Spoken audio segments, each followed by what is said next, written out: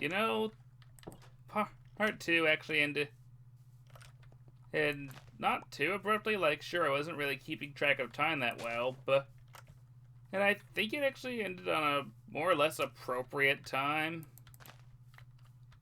And if I had more foresight, I probably would have used that. Had to do more resource gathering and stuff, but this being me we're talking about, I just immediately started recording again.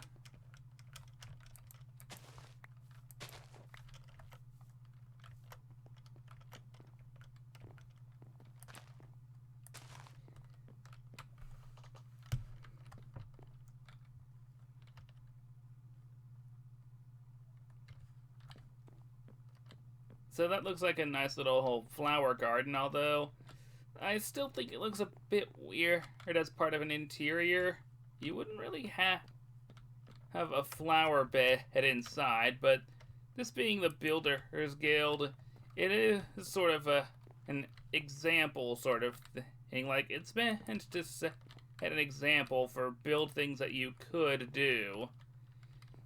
Not necessarily things that you should do.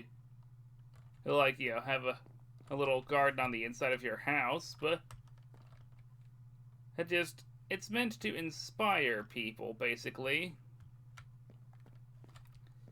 And now I kind of wish I had a lantern. That would look really nice right there. But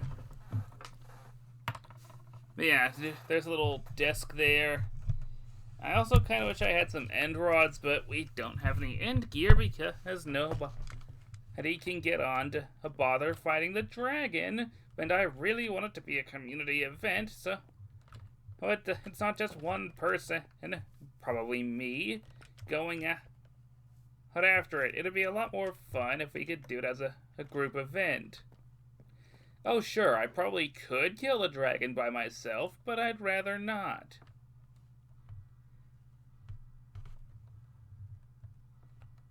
Good grief, I just sounded really salty there. Oh, by the way, another quick update. The library now has all of its bookshelves in place.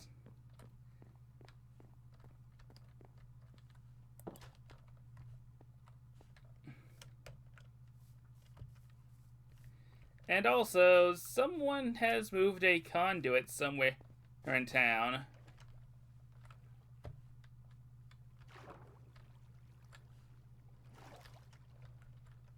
The only thing is, I have no idea where this conduit actually is.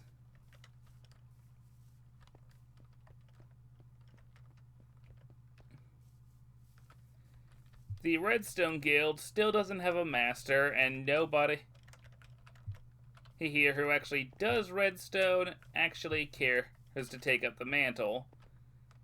One thing though, I made a portal in what's eventually going to be the city hall, and I'm not entirely sure it works correctly.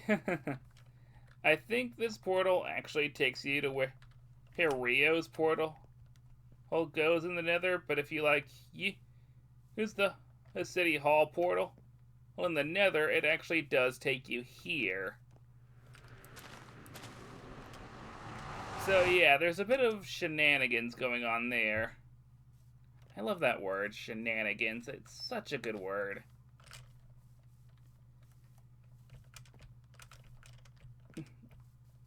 There's also another update I should give you guys.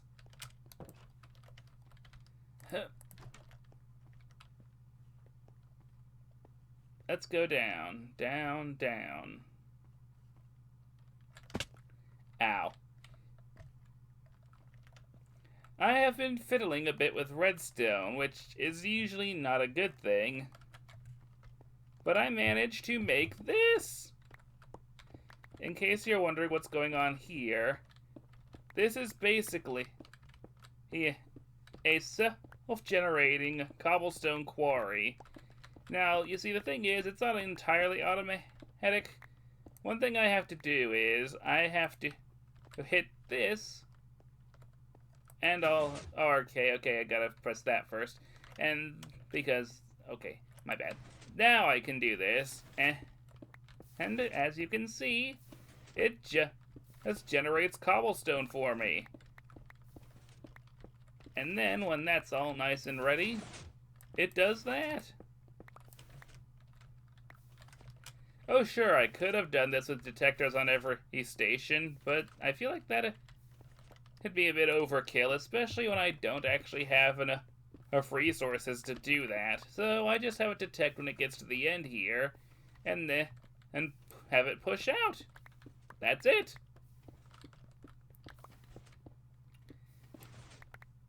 This is now an infinite cobblestone quarry at the bottom of the community quarry. And I don't know about you, but I think that's amazing. Especially being done by someone who, for all intents and purposes, is not a redstoner in the slightest.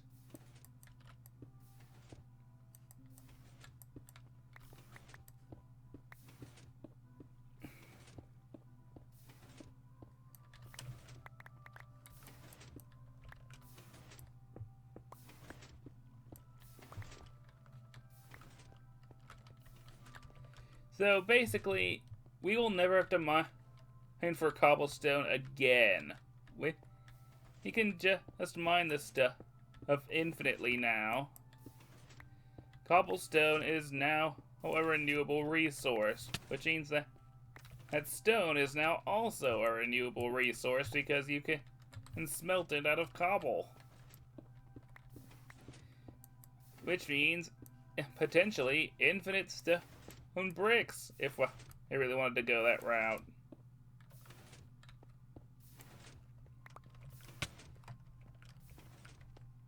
I would like to thank Pixel Riffs for making a tutorial for this, because my original design was not really working. You see, my original design was to have an observer here that would detect when or rather, having an observer here above the generator itself, which would and in my mind, update whenever some cobblestone was generated, and then allow it to push out.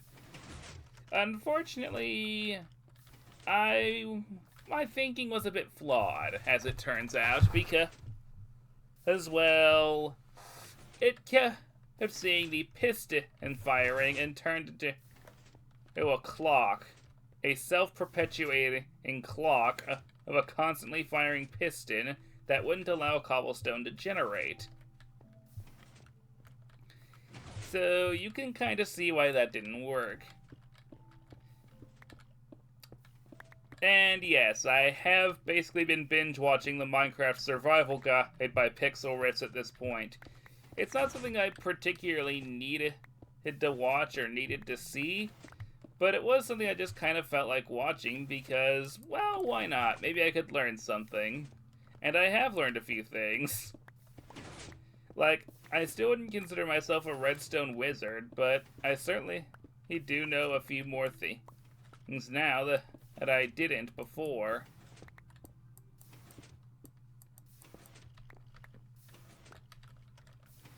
I just wish we had an actual redstone wizard on the server, because right now the most we have are some people who want to learn redstone but don't actually know a whole lot at the moment.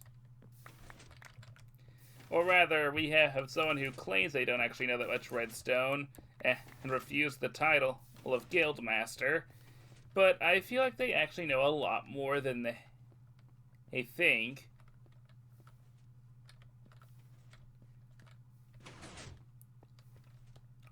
Whatever, I suppose it's not really my job to tell people what they can and can't do.